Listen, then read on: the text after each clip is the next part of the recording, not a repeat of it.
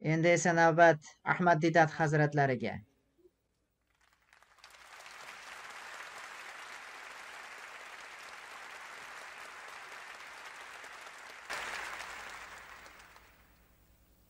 Auzu billahi mineşşeytanirracim. Bismillahirrahmanirrahim. Feveylül lillezine yektubûnel kitâbe bi'eydihim thumma yekulûne hâzâ min indillah liyeşterû bihi semenen kalîlâ. Ve veylül lehum mimma ketebet eydihim ve veylül lehum mimma yeksibûn. Sadakallahul azim. Janob boshlovchi va birodarlar, men to'g'ridan to'g'ri mavzuga o'tmoqchi edim.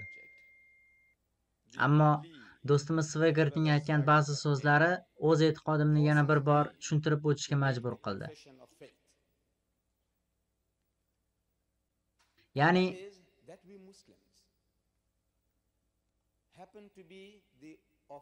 Islom dini Iso Masihga ishonishni iymon shartlaridan biri qilgan yagona e'tiqoddir. Har qanday musulmon Isoga ishonmas ekan, musulmon hisoblanmaydi. Biz Iso Masih Xudoning eng buyuk payg'ambarlaridan biri bo'lganligiga ishonamiz. Biz uning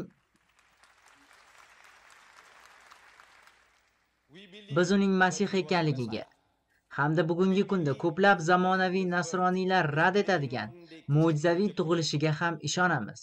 U o'liklarni Xudoning izni bilangina tiriltirganiga, tug'ma ko'r va moxovlarni ham faqatgina Xudoning izni bilan davolaganiga ishonamiz.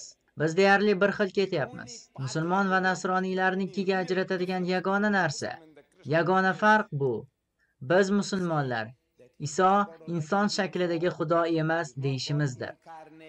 Iso inson shaklidagi Xudo emas. U Xudoning tug'ilgan o'g'li ham emas. Majoziy ma'noda aytganda, biz barchamiz Xudoning yaxshi yoki yomon farzandlarimiz. Iso Xudoning o'g'li bo'lishga bizdan ko'ra yaqinroqdir. Chunki uning iymoni biznikidan ko'ra ziyodaroq bo'lgan. Shu nuqtai nazardan kelib chiqib, biz Iso ham Xudoning o'g'li ekaniga qo'shilamiz. Ammo nasroniylar aytganidek, Iso Xudoning yagona tug'ilgan o'g'li demaymiz. Tug'ilgan, ammo yaratilmagan. Yo'q, unday emas. Endi Bibliya Xudoning kalomimi mavzusiga qaytsak. Birodar Svegert bizga tarjima va versiyalar bir xil narsa ekanligini tushuntirishga harakat qildi. Biz musulmonlarda Qur'oni Karimning ingliz tiliga qilingan bir qancha tarjimalari mavjud. Har xil olimlar, misol uchun Yusuf Ali, Marmaduke Pickle va Daryobodiy kabi har xil olimlar tomonidan bir tildagi tarjima va barcha tarjimalarda so'zlar tanlanishida farqlar mavjud. So'zlar tanlanishida arab tilidan ingliz tiliga ma'lum bir so'zni tarjima qilishdagi so'zlar tanlanishi, versiya esa umuman boshqa narsa. Qarang, mana. Qo'limdagi bu Bibliyani birodar Svegert va ko'plab protestantlar Xudoning kalomi deya tan olishmaydi. Bu Bibliya Rim katolik versiyasi, ya'ni katoliklarning versiyasi. Ushbu Bibliyada 73 ta kitob mavjud. Bu 73 ta kitobdan iborat ensiklopediya, ya'ni birodar Svegert qasamyod qilgan Qirol James versiyasidan 7 ta kitobga ko'proq. Bu Qirol James versiyasi. U shu kitobga qasamyod qildi. Unga tegishli Evangelist jurnalining 1985-yil dekabr oyidagi sonida kimdir birodar Svegertdan Bibliya Xudoning kalomimi deya savol so'raydi. U esa Xudoning kalomi deb Qirol James versiyasini tan olishini qavs ichida aytib o'tadi. Evangelist jurnali 1985-yil dekabr oyidagi soni. Qirol James versiyasi ushbu 7 ta ortiqcha kitobni chiqarib tashlagan, uloqtirgan. Boshqacha qilib aytganda, protestantlar Xudoning kalomi sifatida qabul qilmaydigan 7 ta qo'shimcha kitobni chiqarib tashlagan. Bu mavzuda apokrifa atamasi ishlatiladi. Ko'pincha nasroniy ruhoniylari ham apokrifa nimaligini bilishmaydi. Apokrifa atamasi shubhali, zaif hamda Xudoning kalomi bo'lishga loyiq emas deganidir. Ushbu 7 ta kitob mana bunisidan chiqarib yuborilgan. Shuning uchun Nasroniy protestantlari bu versiyani Xudoning kalomi deb qabul qilmaydi. So'zlarim to'g'rimi? Bu Xudoning kalomi emas. Shuning uchun buni bir chetga surib turamiz. Sizlarga qo'shilaman. Barcha so'zingizga qo'shilaman. Siz buni Xudoning kalomi emas deysiz, men ham shunday deyman va bir chetga surib qo'yaman.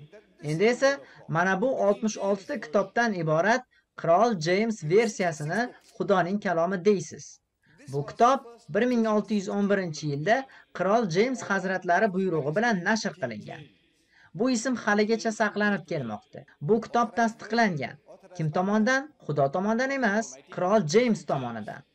Buni o'sha tasdiqlagan. Xudo emas. Bu kitob qadimiy qo'lyozmalarga yetib boradi. Qadimiy so'zi nima degani? U aytadiki, Isodan keyingi 400-600 yil qadim deyiladi.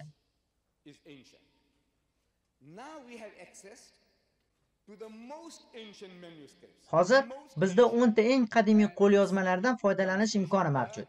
Eng qadimiylaridan. Bu yerda turgan mana bu tarjima yoki versiya Bibliyaning tahrirlangan standart versiyasidir. Bu versiya eng qadimiy qo'lyozmalarga va Isoga 200-300 yil farqi bilan yetib boradi. Ya'ni bu asl manbaga yaqinroq. Mana shu to'g'ri fikr. Agar bu kitob Iso vaqtida yozilganida, uning shaxsan o'zi imzolab, tasdiqlab berganida hech qanday ortiqcha savol bo'lmasdi. Bu esa 200-300 yil yoki 400-600 yil keyin yozilgan. Bu tarjima sizning davlatingizda hamda Britaniyada, Kanadada ham chop etiladi. Barchasi bir vaqtda chop etiladi. Yana bu tarjima ulug'lanib kelinyapti. Unda yozilishicha, Angliya ro'znomasi cherkovi aytadiki, bu tarjima hozirgi asrda chop etilgan eng yaxshi nusxadir. Eng yaxshisi. Vaqt badiiy ilovasiga ko'ra, eng oliy toifali olimlar tomonidan butunlay o'zgacha, zamonaviy manbalardan to'liq foydalanilgan tarjima. Hayot va mehnat nashriyotining boshqa bir nashrida esa tasdiqlangan versiyadagi eng yaxshi fazilatlar aniq tarjimaga bog'langan. Aniq tarjima. Shuningdek, Birlashgan Qirollikning Times jurnalida aytiladi, asl nusxaning eng aniq va eng yaqin ifodasi bu. Ular shu Bibliyaning nashriyotchilari, ya'ni birinchilardan bo'lganlar. Bu 1952-yilda yozilgan. Ular Qirol James versiyasi haqida juda iliq ta'rif berishgan. Va agar ushbu ta'riflarni sizga o'qib bermasam, sizga nisbatan bu hurmatsizlik bo'ladi. Qirol James versiyasi hamkasbim Svegardga ham ma'qul keladi. Menga ham shunday. Sizga o'qib bermoqchi bo'lganim har bir iqtibos. Men uni sizga Qirol James versiyasidan keltiraman. Chunki menga uning tili yoqadi. Faqat hozir ba'zi bir izoh va terminlar hozirgi nasroniylarni uncha bezovta qilmaydi. Misol uchun, hamkasbim Svegard Pavelning Damashq yo'lidagi voqeasidan keltirgan iqtibosiga o'xshash. Oldingi masihiylarning ta'qibchisi sifatida Damashqqa ketayotgan bo'ladi va shu joyda uning ko'ziga Iso ko'rinib, u bilan ibroniy tilida gaplashadi. Savil. Nega meni ta'qib etyapsan? Ammo ishga qarshi tepishing mushkul degan gapi esa bu Qirol Jamesdagi aniq tarjima. Ammo janob Svegard nimagadir uchqur so'zini ishlatdi. Men masihiylardan uchqur deb nimani nazarda tutyapsiz deb so'radim. Ammo uchqur nimaligini hech kim bilmaydi. Men ularga nima uchun so'zlarni almashtirasiz dedim. Agar nish bo'lsa nish deb o'qing. Bu Qirol James versiyasining asli tili. Ammo uchqur so'ziga kelsak, men bu so'z nima uchun ishlatilganini hayotimda umuman eshitmaganman. Bu yangi so'z. So'zni o'zgartiruvchi yangi terminologiyani kashf qilinyapti. Qayta tarjima, ammo men bu uchqur so'zini ajratib olish niyatim yo'q. Demak, qayta ko'rib chiqilgan standart versiyaning muharrirlari, yuqori darajali 32 ta masihiy ulamolar, 50 ta hamkorlikdagi nasroniy tashkilotlari qo'llovi bilan Qirol James versiyasi muvaffaqiyat bilan ingliz nasrining ezgu yodgorligi deb topildi deb ta'kidlaydi. 1881-yilda uning muharrirlari uning soddaligi, uning qadr-qimmati, uning qudrati, ifodalarning yaxshi tanlanishi, kondensiyasining ohanglari va qiyofadoshligiga hayrat bildirishdi.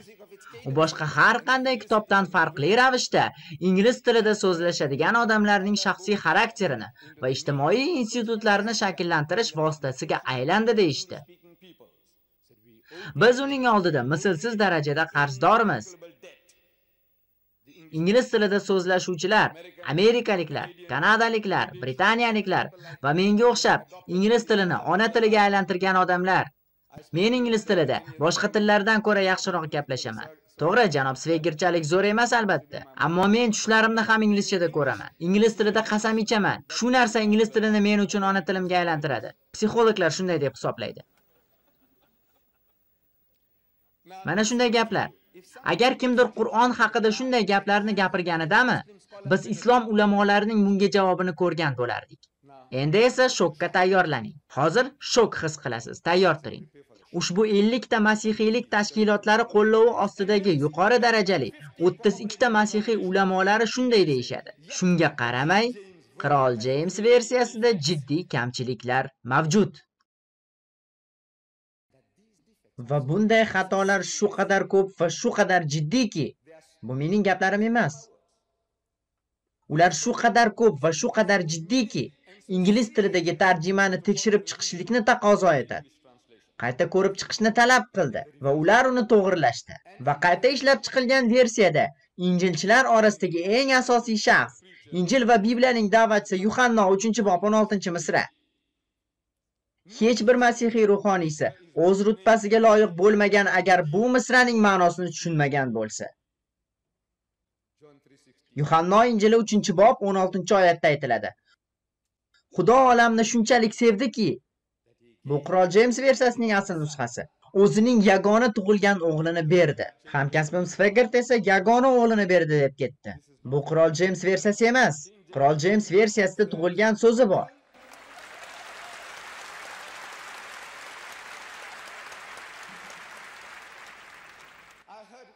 Bugun ertalab hamkasbim Sveggertni televizorda eshitdim. U yerda Sveggert cherkovdagi jamoasiga dars berayotgandi. Bilmadim bu o'sha misramidi yoki yo'q, ammo u tug'ilgan so'zini ishlatdi. Bugun ertalab. Hozir esa yagona deb qo'ya qoldi.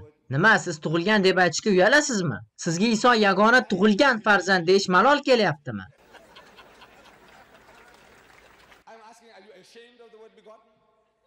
Janubiy Afrikada sotib olgan 30 ta kitobimdan bu yerga kelguncha bu uning kitoblari. Bu kitoblarning hammasini o'qib chiqdim. Men majbur edim. Hamkasbim Sveggert nima haqida gapirishni bilishim kerak edi axir. Uning iymoni nimada? Chunki nasroniylar bilan gaplashganingizda ularning barchasi go'yoki noyob ko'rinadi. Har biri noyob. Ammo bittasini burchakka qissangiz, u darhol men bunga ishonmayman deydi. Ikkinchisi ham shunday qiladi. Bunga ishonmayman deydi. Har biri shunday. Ming, milliondan har biri. Kimni uchratmay u noyob, o'zgacha, har biri ajoyib. U masalan Anglikan cherkoviga tegishli, ammo cherkov unga o'rgatayotgan narsaga ishonmaydi. Boshqasi Rim katolik cherkoviga qatnaydi, ammo u ham o'sha cherkov o'rgatadigan narsaga ishonmaydi. Har biri o'zgacha. Shu sababdan u o'z kitoblarida nimalar yozishiga qiziqdim. Va kitobida u Yuhanno 3-bob 16-misrani ishlatganini ko'rdim.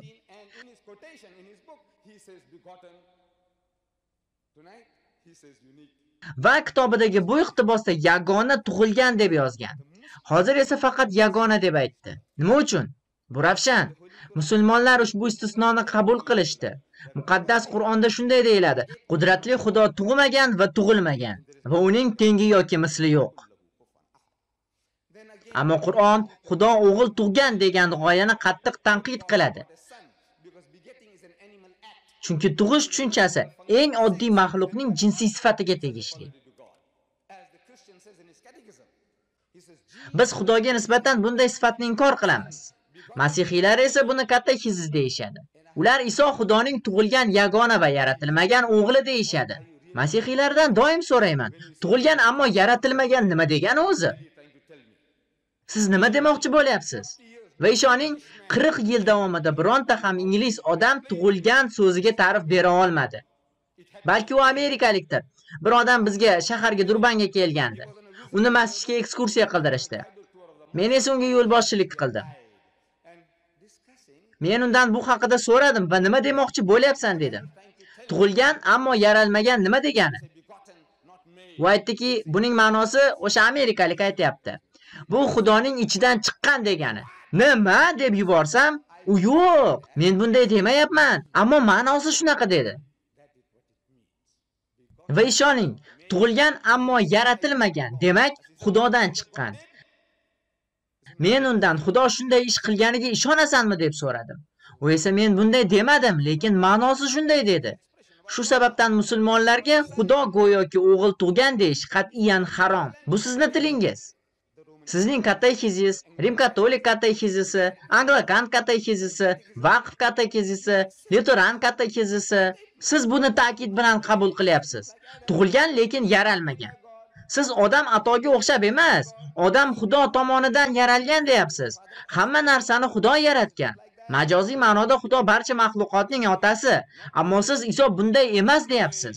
U tug'ilgan va yaratilmagan deyapsiz. Marhamat izohlang buni, ammo sharhlab bera olmaysiz. Musulmonlar uchun bu alohida holat. 50 ta masihiy tashkilotlari hamkorligida 32 ta masihiy ulamolar bu so'zni chiqarib tashlashdi. Nima ular hazillashyaptimi? Nima musulmonlar sizlarga agar bu so'zni olib tashlamasangiz sizga neft bermaymiz deyishdimi? Shundaymi? Arablar Bibliyadan bu so'zni olib tashlamasangiz sizga neft bermaymiz deyishdimi? Nega bu so'zni chiqarib tashladingiz? Chunki bu talqin edi. Bu Xudoning so'zi emasdi. Siz ko'tarib yurgan Bibliyada shu talqin bor. Siz bugun ertalab bir gap aytdingiz. Men buni ko'rdim.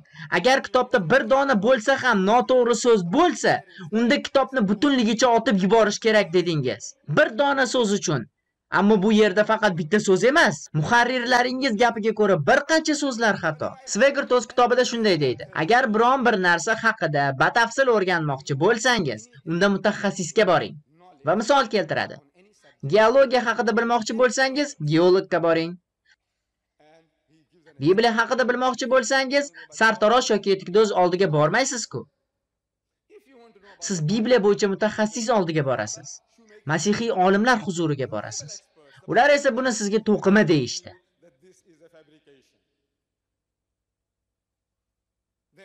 Endi uch birlik haqida. Ota, o'g'il va muqaddas ruh. Sveger Yuhannoning 1-maktubi 5-bob 7-misrani keltiradi. Shunda osmonda 3 ta guvoh bor, Ota, Kalom va muqaddas ruh. Va bu uchtasining mohiyati bir.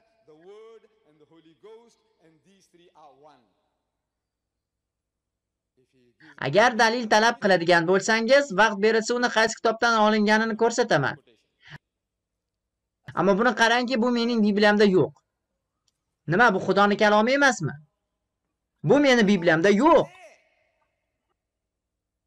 Nega bunisida yo'q?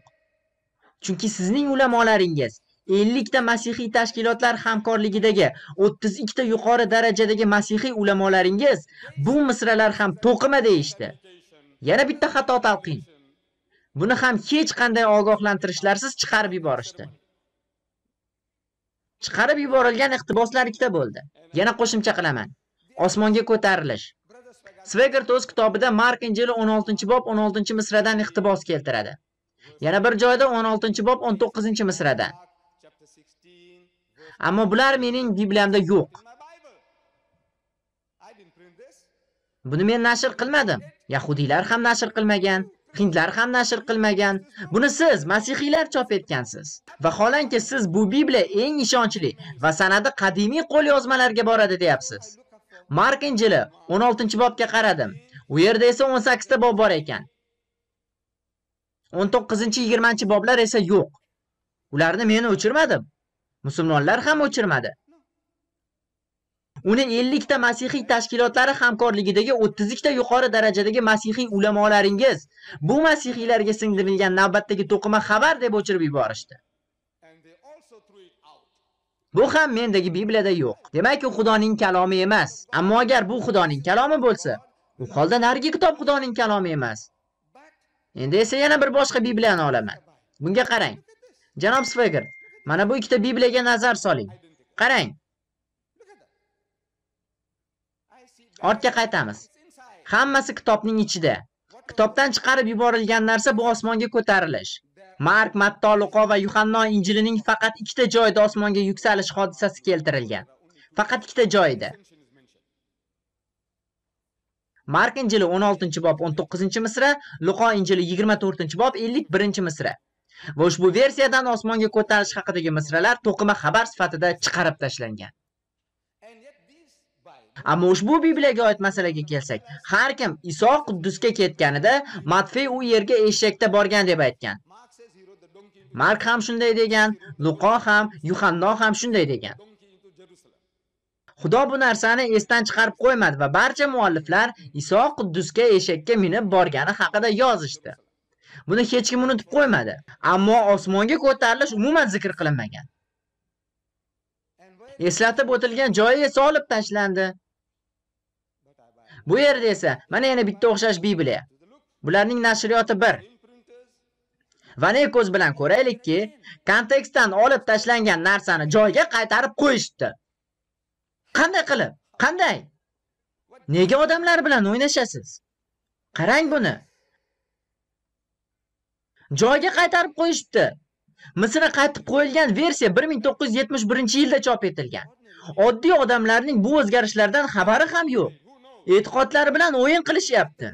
Kim bilsin, agar muqaddimani o'qib ko'rilsa, unda da'vatchining o'zi ham ruhoniylarga nima o'qib berayotganligini bilmaydi. Muqaddimada esa ikkita konfessiya vakillari bu misralarni joyiga qaytarib qo'yishga ko'ndirganligi bayon qilingan. Qirol Jemsning versiyasini sotib olmaslikka chaqirishlariga sabab kitobga qarshilik emasdi. Faqat buni sotib olishlari kerak edi. Chunki bu kitobning sanadi qadimiy qo'lyozmalarga borib taqaladi. Yo'q, buni emas, bu kitobni oling. Chunki bu xavfsizroq. Unda da'vat uchun kerak bo'ladigan hamma narsa bor. Ya'ni bu baliq uchun qarmoq tashlash. Chunki bu versiya ko'proq odamni qarmoqqa ilintiradi. Dale Carnegie odamlarga qanday ta'sir o'tkazish kerakligiga oid kitobida shunday deydi. Menga qulupnay va olxo'ri yoqadi. Ammo baliq tutishga borganimda chuvalchang olaman. Bu qurt qumursqalarni yoqtirishimni anglatmaydi. Bu baliqqa yoqadi. Shuning uchun chuvalchang ishlataman. Ya'ni baliq ilintirmoqchi bo'lsangiz ham to'g'ri uslubni qo'llashingiz kerak. Osmonga ko'tarilish ham matnda qayta tiklandi. Nima uchun? Xudo shunday degani uchun emas. Xudo Sveggert aytganidek ular bilan bunday gaplashmaydi. Qayta o'qiymiz. Xudo uni oldiga keldi va u bilan gaplashdi. Va u o'g'il deydi. O'g'il majoziy ma'nodagi murojaat. Isoga shaxsiy o'g'li sifatida murojaat emas bu. Xudo Isoni har safar uchinchi shaxsda zikr qilgan. Har barakam u orqali bo'lgan o'g'lim deydi. Ammo janob Sveggert shaxsiy o'g'il deydi. Haqiqiy o'g'il. Bu muammo. Buni Xudo aytgan bo'lishi mumkin emas. Ma'lum bir zamonda tadqiqot o'tkazilgan. Endi esa bilamizki, misralar o'chilib yubormasidan oldin bundan kelgan foyda toza 15 million dollarni tashkil qiladi. Janob Sveggert ajoyib kitoblar yozibdi. Ajoyib kitoblar. Incest, pornografiya, gomoseksualizm, mayparastlik, Od va Samud. Men bunday yaxshi yoza olmasdim. Ajoyib yozuvchi. Incest. Bu jamiyatimizning qop-qora dog'i. Amerika jamiyatining qora dog'i. Bu epidemiyaga aylanib ulgurdi. Incest. Statistikaga ko'ra, mening yurtimda, Janubiy Afrikada oq tanlilarning qariyb 8% incest qiladi. Ya'ni har 12 odam incest bilan shug'ullanadi. Bu yerda qanday bilmadim. Ammo hamkasbim Sveggert sizning qudratli Amerikangizda bu holat epidemiyaga aylanganligi haqida yozadi. Va u muqaddas Bibliyadan misollar keltiradi. Ya'ni Bibliyaning o'zida incestning 10 xil shakli keltiriladi. Men bu haqda bilmasdim. Ibtidoning birinchi kitobida 4 xil shakli zikr qilinganligini bilardim. Sveggertning kitobi orqali Bibliyaning birinchi kitobida insestning 5-turini ham ko'rdim. Xuddiki bu kitob insestning qaysi turlarini qilishingiz mumkinligini o'rgatuvchi darslikka o'xshaydi. Xudoning kitobida 10 xil insest. Nima iste'mol qilsangiz, siz o'shasiz. Sifatsiz mahsulotlar bilan oziqlanasiz va buzuq narsalarni o'qiysiz. Keyin esa o'zingiz ham buzilasiz. O'ylamaysiz ham. Nimani o'qiyapsiz o'zi? Biz ko'radigan va o'qiydigan narsalar bizga ta'sir qiladi. Biz insest haqida o'qiymiz. Insest. Ota qizi bilan, o'g'il onasi bilan, qaynota kelini bilan, aka singli bilan. Nimasi bu? 10 xil insest. Siz insestdan boshqa narsani o'qimayapsiz ham. Shundan keyin bu narsa epidemiyaga aylanishiga ajablanmasa ham bo'ladi. Bilasizmi? Amerikalik psixolog Dr. Vernon Jones ma'lum bir narsani mutolaa qilayotgan bolalar guruhi bilan tajriba o'tkazadi. Uning aytishicha, bu hikoyalar bolalarning oz-ozdan odatlari o'zgarishiga sabab bo'lar ekan. Hatto tor doirada ham. Qanday hikoyalarni o'qishiga qarab, qaysi xarakterga oid adabiyotni o'qishi va ko'rishiga qarab shunday mentalitetga so'rilib borar ekan. Nega Xudo muqaddas kitobining chegarasidan chiqsin? Sizga insestning 10 xil turi borligini gapirib berish uchunmi? 10 xil insest. Shuning uchun, qadrdon aka-uka va opa-singillarim, bu Xudoning kalomi emas. Birinchi 5 ta kitob Musoning ehtimoliy kitoblari: Ibtido, Chiqish, Leviylar, Sahroda, Qonunlar. Bu nufuzli muharrir olimlar bizga hozir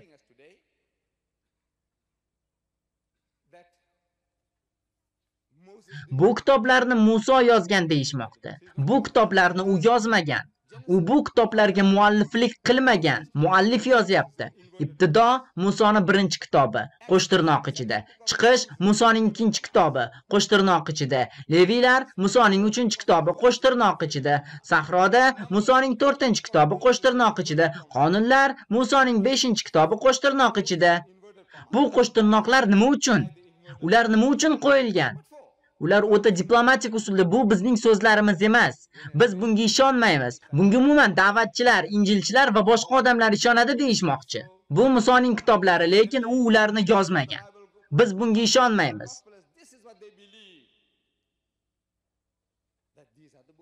Shuning uchun ularni qo'shtirnoq ichiga oldik deb javob berishmoqchi. Bu chindan ham Musoning gaplari emas. Ushbu 5 ta kitobda Xudo Musoga dedi va Muso Xudoga dedi. Xudo Musoga dedi va Muso Xudoga dedi jumlalariga 700 karradan ortiq duch kelasiz. Aslida Xudo unday demagan, Muso esa buni yozmagan. Bu sizning ingliz tilingiz. Bular 3-shaxs tarafidan yozilgan. Xudo ham, Muso ham yozmagan buni. Agar Muso yozgan bo'lganida, Xudo menga aytdi va men Xudoga aytdim degan bo'lardi. Xudo esa men Musoga dedim va Muso menga dedi deb yozgan bo'lardi. Bu yerda esa bizda 3-shaxs. Demak, buni boshqa bir odam yozgan. Bu Xudoning ham, Musoning ham so'zlari emas. Bir yahudiy ulamosidan nekrologga oid narsa topdim. U odam Muso nekrolog yozmagan deb ochiq-oydin aytdi. Ya'ni inson o'limidan oldin qabr toshiga o'yilgan bitik. Yahudi bunday qilmadi. Hamkasbim Qonunlar kitobidagi so'zlar Isoniki bo'lishi mumkin deb aytdi. Ammo bu Musoning kitobi hisoblanadi-ku. U yerda Iso nima qilyapti? Va u yerda Muso o'ldi. Ya'ni o'tgan zamonda Muso o'ldi. Vaholanki uning qabri qayerdaligini hech kim bilmaydi. Ammo ular Muso bor edi, u o'lishidan 120 yil oldin qayerda o'lishni aytib ketgan deyishyapti. Albatta Xudoning qo'lidan hamma narsa keladi. Xudo qodir zot. Bibliyadagi tafovut haqida gapirilganida, ya'ni Davudni Xudo vasvasa qildimi yoki iblis deyilganda, Xudo qildi deyishadi. Iblis qilgan bo'lsa ham Xudo qildi deymiz deyishadi. Agar shunday bo'lsa, unda Gitler yoqib yuborgan 6 million yevreyni ham Xudo yo'q qilgan ekanda. Ammo siz unga buni Xudo vasvasa qildi deysiz. Demak, qirib tashlangan yoki yondirib yuborilgan o'sha 6 million yoki 600 ming yoki 6000 kishining o'limiga Xudo javobgar bo'lib chiqadi. Yetar dramatizm. Agar buni Gitler qilgan bo'lsa-yu, siz buni Xudo qildi deb ayta olasizmi? Nima bunga Xudo aybdor demoqchimisiz? Agar Xudo qilgan bo'lsa, unda Gitler va uning partiyasi aybsiz bo'lib qoladi-ku. Yo'q azizim Sveger, hech kim bunday o'ylamaydi. Har qanday ko'rinishdagi jinoyatni ko'rganimizda, uni amalga oshirgan odam ayblanadi. Buni Xudo qildi deyilmaydi. Albatta bu Xudoning irodasi. Ammo Xudo sizga tanlash va yaxshini yomondan ajratish imkonini berdi. Shuning uchun kim zulm qilgan bo'lsa, javob berish ham o'shaning zimmasida. Bunga Xudo aybdor emas. Shuning uchun Davudni Xudo yoki iblis vasvasa qilganmi masalasida Xudo va iblis so'zlari sinonim sifatida ishlatilmaydi. Hech qaysi dinda bunday qilinmaydi. Chunki Xudo va iblis bir-biriga qarshi tushunchalardir. Pornografiya o'ta qattiq qo'l. Hamkasbim Jimmy Swaggart o'z muhokamalarida o'ta qattiq qo'l. Men bunga qo'shilaman. Xoh surat shaklida, xoh video shaklida bo'lsin, pornografiya bu dahshatli narsa. Jimmy Swaggart o'z kitoblarida tadqiqotlari, o'rganishlari haqida yozadi. Birinchidan, agar bu narsalarni o'qisangiz yoki ko'rsangiz, ular narkotik kabi ta'sir qiladi. Marixuana kabi, afyun, geroin yoki alkogol kabi ta'sir qiladi. Bu jirkanchlikni ko'rganingizda kimyoviy o'zgarish sodir bo'ladi. Janob Swaggart haq. Kimyoviy o'zgarishlar sodir bo'ladi. Siz har doim pornografiya haqida o'qiysiz. Ongingiz bunga o'rganishni boshlaydi. Zo'riqish vujudga keladi. Desensibilizatsiya sodir bo'ladi. Bu uning terminlari. Bularni birinchi marta eshitib turibman. Keyin esa rolga kirishasiz, ya'ni harakatga o'tasiz. Shu yo'l bilan bu kasallik insonni qamrab oladi. Swaggart juda qattiq qo'l. U Janubiy Afrikadagi hukumatimga o'xshab ketadi. Chunki agar men shu sizlarda bemalol sotiladigan bunday jurnallardan birini olib borsam, meni 2 yilga qamashadi.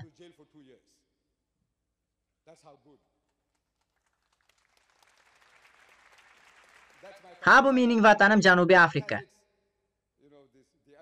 Agar boshqacha suratlar bo'lsa muammo emas, ammo u dindagi masalaga tegishli bo'lsa, unda u masihiylar o'ta xudojo'y.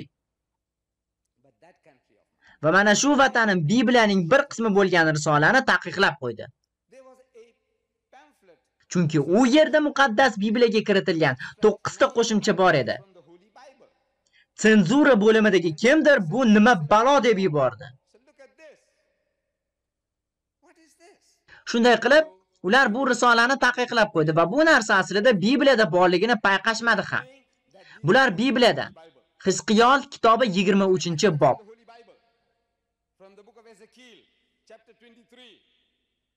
Bironta ham voiz bu narsani odamlar orasida o'qib bera olmaydi. Bironta ham masihiy bu narsalarni onasi, qizi, singlisi va hatto agar yaxshi ayol bo'lsa, keliniga o'qib berishga botina olmaydi. Hizqiyol 23-bob. U yerda 2 opa singilning faxshlari keltirilgan. O'ta jirkanch qilib yozilgan. Hukumatim buni man etdi. Ushbu senzura bo'limida 2 nafar cherkov xodimi bor edi. Buni ular taqiqlagan.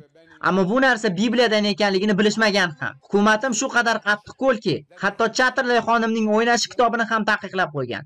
Bu roman. Bu romanda 4 ta harfdan iborat uyatsiz bir so'z bor edi. 4 ta harfdan iborat bir dona so'z va romanni qariyb 20 yilga taqiqlashdi. Ammo hozir ular katta bo'lishdi va bu masalani qayta ko'rib chiqib fikrlarini o'zgartirishdi. Ammo Bibliyadagi iqtiboslar va bu siz odamlar qarshisida o'qib berishga uyaladigan Xudoning kitobi. Hamkasbimdan lutfan so'rayman. O'qib bering shu risolani. U mana menda bor. O'zingizga xos xarizmatik uslubingizda o'qib bering, marhamat. Bamayli xotirlik bilan. Janob Swaggart, buni o'qib berishingizni xohlayman. Ammo menimcha uni bunga ko'ndirish noqulay. Shuning uchun agar bu odamlar qarshisida o'qib bersangiz, sizga $100 beraman dedim. Swaggart uchun esa $100 hech narsa emas. Katoliklar haqida yozgan kitobida zamon bilan hamnafas bo'lishi uchun unga kuniga $291,000 kerak bo'lar ekan. Bu yiliga $106 million bo'ladi. Hozirgi holatini ushlab turishi uchun unga shuncha pul kerak. 1985-yilgi Injilchi jurnalida esa kuniga $1,000,000 natijaga erishmoqchiligini yozadi. Ya'ni unga kuniga $1,000,000 kerak. Omadini bersin. Agar hozir janob Swigert sizga $1,000 beraman desam, u ko'nmaydi baribir.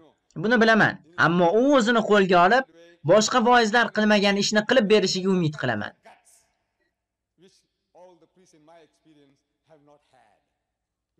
Buni odamlarga o'qib bering. Hizqiol kitobi 23-bob. Agar uyalsangiz, unda bu Xudoning kalomi emas deyman. Bibliya Xudoning kalomi emas.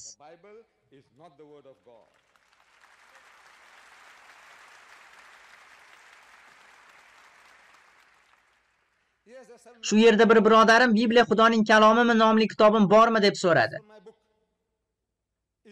Bu shaharda 10,000 ta nusxa bor va uni topishingiz mushkul ish emas deb o'ylayman.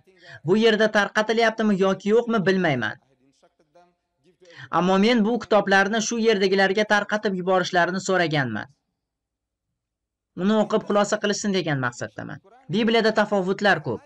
Qur'onda undagi oyatlar haqida o'ylab ko'rmaydilarmi deyiladi.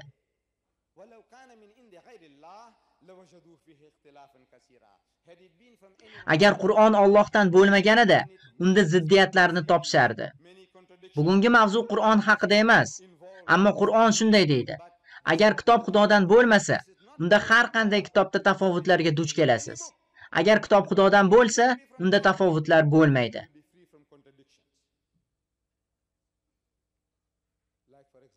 Masalan, Swigert gapirgan bir masala. Takrorlayman.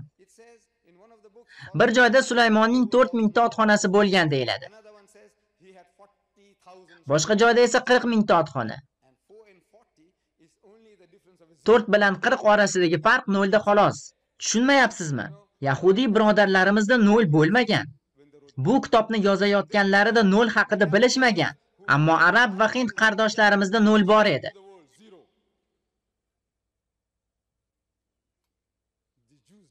Yahudiylarda esa u yo'q edi. Ular bularni so'z shaklida 4 va boshqa joyda 4 va 0 qilib yozishgan. Endi esa savol, kim xato qildi? Xudomi? Yoki yozgan odammi? Ular xatolardan himoyalanmagan. Mrs. Ellen G. White 7-kun adventistlari cherkovining bashoratchisi. Bibliyaga sharhida shunday deydi. Ha, u ayol Bibliya chindan ham Xudoning kalomi deb e'tiqod qiladi. Ammo shunga qaramay, u quyidagi gaplarni yozadi. Biz hozir o'qiydigan Bibliya ko'pchilik yozuvchilarning ijodidir. Ular ko'p hollarda o'z ishlarini hayratlanarli darajada aniqlik bilan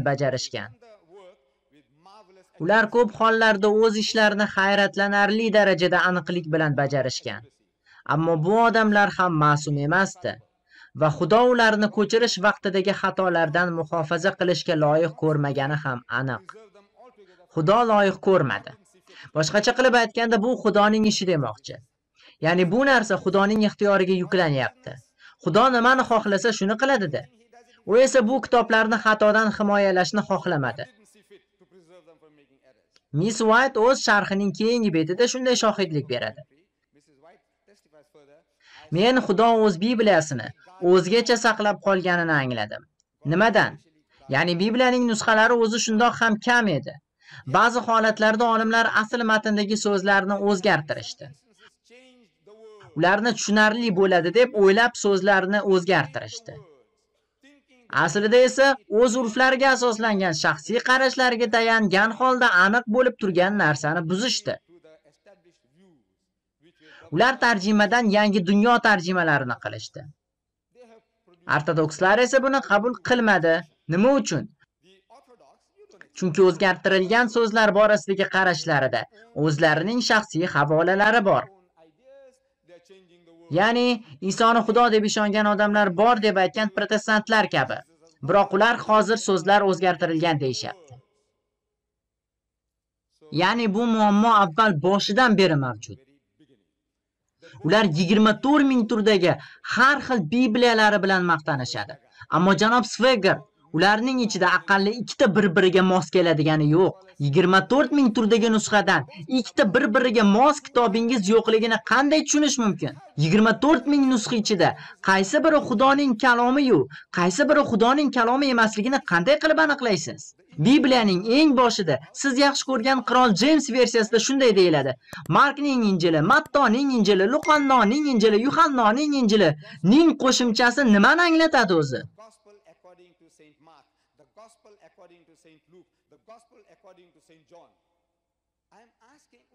Ning. Menda Svegertning kitobi bor. Unda gomoseksualizm, bu tavqilonat va u shifo hamdir deyilgan. Muallif Jimmy Swaggart yoki shunchaki Jimmy Swaggart. U yerda Jimmy Swaggartdan deyilmagan. Unda nega Xudoning kitobida har safar ning? Nimaga bilasizmi? Chunki na Matto, na Mark, na Luqo, na Yuhanno u joyda o'z ismlarini yozishmagan.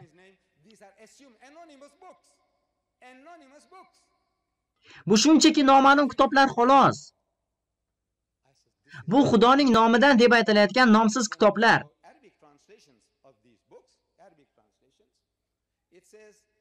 Bu Injil emas. Hatto kitobingizning arabcha tarjimasida ham shunday.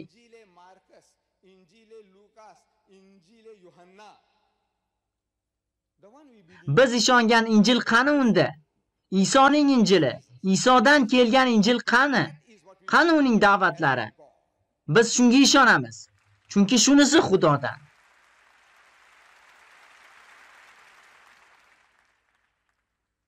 Bu kitobga qaraganimizda Markning, Mattoning, Luqoning, Yuhannoning kitobi degan yozuvlarni ko'ramiz.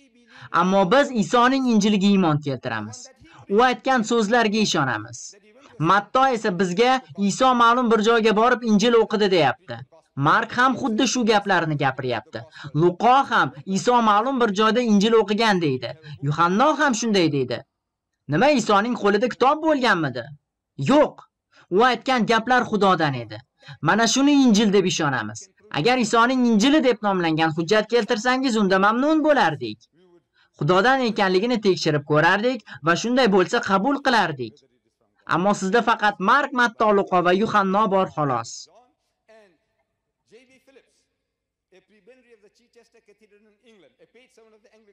J.B. Phillips, Anglikan cherkovi xodimi, Matto haqidagi muqaddimasida shunday yozadi.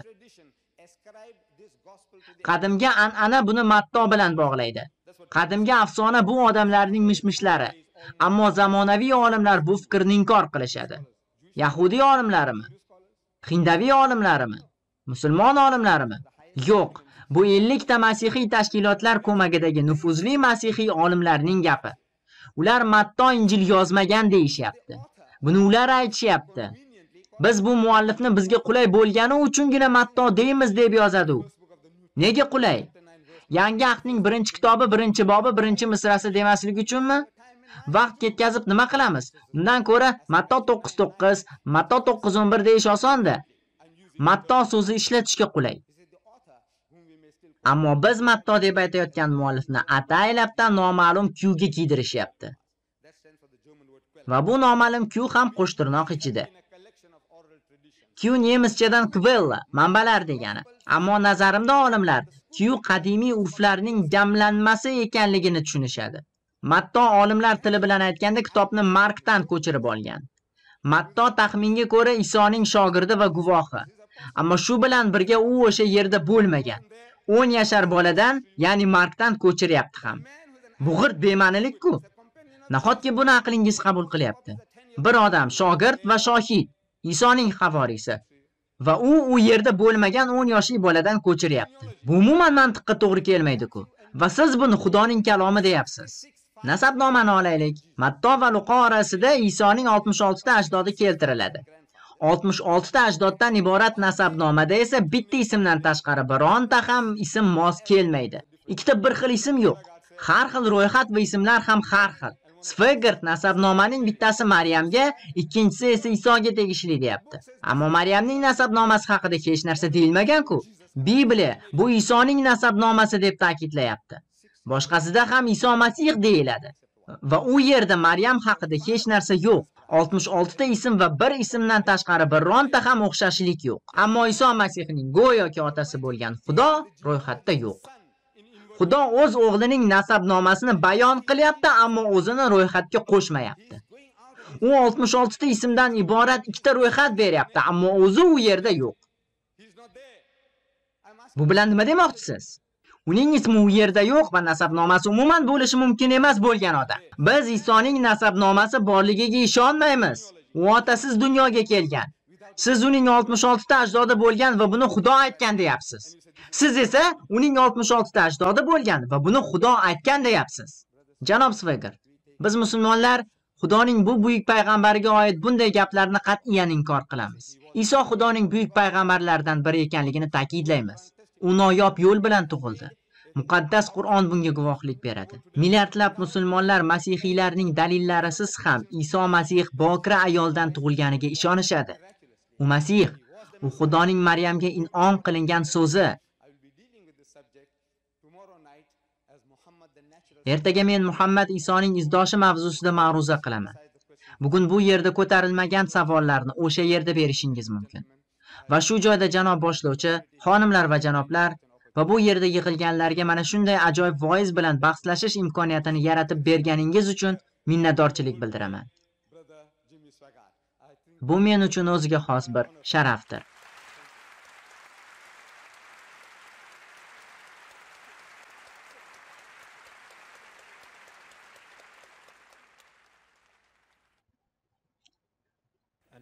Endi esa 10 daqiqalik qo'shimcha chiqish bilan so'z Jimmy Swaggart-ga.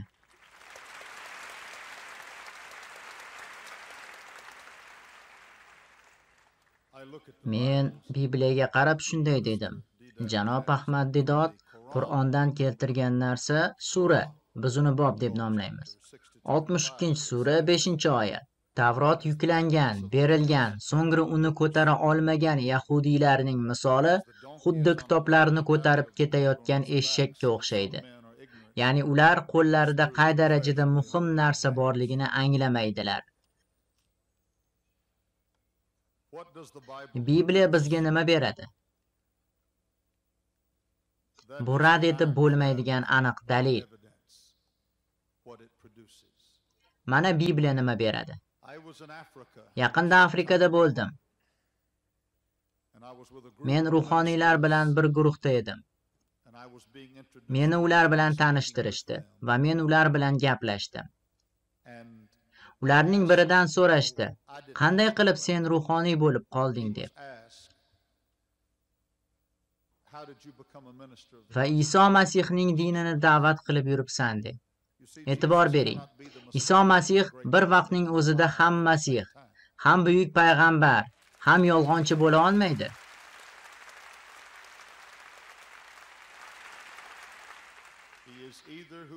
Yoki u o'zini kim deb aytgan bo'lsa, o'sha bo'ladi yoki kazzob bo'ladi. Ammo u yolg'onchi emasdi. O'sha ruhoniy javob berdi. Mana qanday qilib ruhoniy bo'ldim. U aytdiki, yaqin do'stlarimdan biri nasroniy edi. Biz u bilan masihiylik va islom masalasida juda qizg'in bahs olib borardik. Bir kuni bu yosh masihiy shunday dedi. Bir odamga shayton kirib oldi. Muqaddas Mark 16-bob 17-misra. Mening nomim bilan jinlarni quvib chiqaradilar.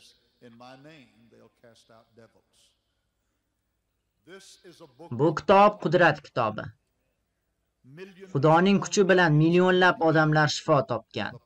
Chunki unga muqaddas Isoning nomi bilan murojaat qilishgan. Millionlab odamlar eng jirkanch gunohlarini tashlab, shu on o'zgaradilar. Aytgancha, bugun bu haqida eslatib o'tilgan edi. Va bularning barchasi qudratli Xudoning kalomidagi kuch evaziga sodir bo'ladi. Izohlab o'taman. Bironta ham kitob, agar u yolg'on bo'lganida, buncha natijalarni keltirib bera olmasdi. Siz bizning cherkovga kelib, butunlay har xil odamlarni ko'rishingiz mumkin. U yerda sobiq mayparastlar, giyohvandlar, og'ir gunohlarni qilgan odamlar bor. Jahannam mavjudligiga musulmonlar ham ishonishini bilaman. Ammo bugun qudratli Xudoning kuchi va Iso Masihning muqaddas nomi yordamida bu odamlar o'z nopokliklaridan qutulishdi. Iso Masihning Injili natijalar beradi. U nopoklik tugunlarini parchalaydi, qalbdagi bo'shliqni to'ldiradi. Haligi afrikalik tanishim davom ettirdi. Men u bilan ketdim dedi. U shunchaki iblis kirib olgan odam uchun ibodat qilmoqchi edi. U o'zini xuddi hayvon kabi tutardi. Biz kelganimizda uning og'zidan ko'pik chiqardi va u aytdiki, men hech qachon bunday ahvolni ko'rmaganman. Do'stim u uchun ibodat qilishni boshladi, ammo natija bo'lmadi. Keyin u boshqa ruhoniyni chaqirgani ketdi. Men esa shu telba bilan birga yolg'iz qoldim. Shunda o'ylanib qoldim. Men ham u uchun duo qilsam-chi? Va aytdim, men u uchun Muhammad haqqiga iltijo qildim. Chiq undan. Men yana takrorladim. Chiq undan. Hech narsa bo'lmadi. Men buni Muhammadga hurmatsizlik bo'lgani uchun gapirmayapman. U masalan Ibrohim yoki Muso nomidan ham iltijo qilishi mumkin edi, ammo bu ham ish bermasdi. U Pavel yoki Pyotr nomi bilan ham ibodat qilishi mumkin edi, ammo bu ham ish bermasdi. Va o'sha yerda yolg'iz qolganida u o'ylab ko'rdi. Men boshqacha qilib ko'raman dedi. Masihiy do'stim menga buni gapirib bergandi. Men esa unga ishonmagandim dedi, ammo hozir shuni qilib ko'rmoqchiman dedi. U unga qo'lini qo'ydi va Iso Masih nomi bilan chiq dedi. Va u aytdiki, Svegard birodar, men bu so'zlarni aytishim bilan u odam qudratli Xudoning kuchi bilan ozod bo'ldi.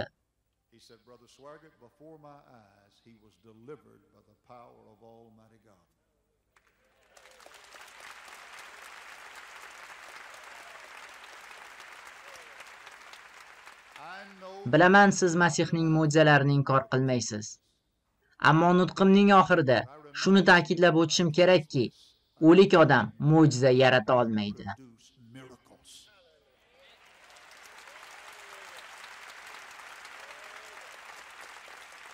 Yana bir bora qaytaraman. O'lik odam mo'jiza ko'rsata olmaydi. Iso Masih tirik.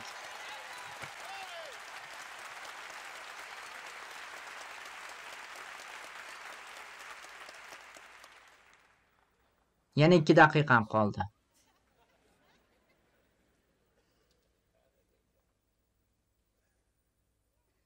Iso aytdi: Qiynalgan va xorlanganlar mening oldimga kelsin va men sizni ozod qilaman. Mening bo'yinturug'imni o'zingizga oling va o'rganing. Chunki men qalbim bilan hokisor va muloyimman. Men bilan qalbingiz osoyishtalik topar. Tushuning, yaqinda u qaytadigan kun keladi. U qaytadi, chunki u kelaman deb va'da bergan. Ushbu kitobda sodir bo'lishi aytib o'tilgan barcha bashoratlar amalga oshdi. Amalga oshmaganlari esa keyin baribir sodir bo'ladi. Har bir yurak Xudoga muhtoj. Va faqatgina Iso Masih qalbdagi bo'shliqni to'ldira oladi. Chunki Xudo bu sevgi. U sizlarni sevadi va bu kitob shu haqida so'zlaydi. U sizni zulm va gunohlaringizga qaramay sevadi. U sizni sevadi va unga ishonishingizni istaydi. U qayerdadir uzoqda emas. U yetishib bo'lmaydigan zot emas. Iso Masih orqali unga yaqinlasha olasiz. Uni sevish va unga sig'inish orqali u sizni yaxshi ko'radi. Chunki uning kitobi shunday deydi. Tashakkur.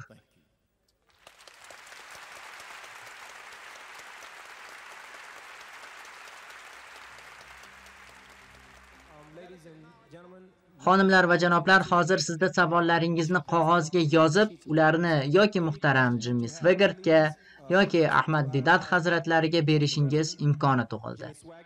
Birinchi savol Ahmad Didotga. Muqaddas Qur'on nozil qilingan asl matnida mavjudmi? va chindan ham boshqa asl matnlar yoqib yuborilganmi?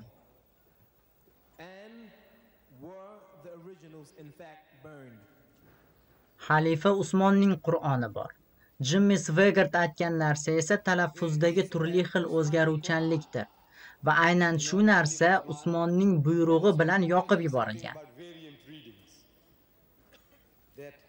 Agar hamkasbim Swaggartning ma'ruzasidan misol keltiradigan bo'lsam, esingizdami, chiqishida bir qancha ismlarni tilga oldi va ularni noto'g'ri talaffuz qildi. Ammo biz buni kechiramiz. Usmon ismi Osman deb aytiladi. Umar ismi ham uning tilidan umuman tushunarsiz bo'lib jarangladi. Bu yerda ham uni kechiramiz. Chunki u bu nomlarni talaffuz qilib o'rganmagan. Aslida esa bu ismlar umuman boshqacha talaffuz qilinadi. Ammo bu ismlarni u aytganday talaffuz qilinsa, unda bu ismlarni islomiy Usmon va Umar ismlari bilan hech qachon bog'lay olmaysiz. Yo'qsa bu odamlar xalifalar edi. Hafsa onamizning ismini esa to'g'ri talaffuz qildingiz. Va mana bunday holat yuz beryapti. Agar men Swaggartning nutqini stenogrammasini tuzadigan bo'lsam, mendan talab qilinadigan narsa qanday eshitgan bo'lsam, shunday yozib olishimdadir. Ya'ni uning ismlarini aytishdagi noto'g'ri talaffuzini nazarda tutyapman. Ya'ni men Usmon emas, Otman deb yozgan bo'lardim. Ammo bunday qilish to'g'ri bo'lmaydi. Ya'ni hozir nima bo'ldi? Ibroniy kitoblar va bitiklar xuddi Qur'onga o'xshab unlilarsiz yozilgan. Ibroniycha unlilarsiz va arabcha ham unlilarsiz. Bu tilda gaplashadigan odam uchun bu muammo emas, ammo chet ellik uchun unli harflarsiz ularni to'g'ri o'qish imkoni yo'q edi. Masalan, ingliz tilidan shunga o'xshash unlilarsiz so'zni olaylik. Odam kravatda uxlayapti. Kravat, ya'ni bad so'zi bd deb yozilgan bo'lardi.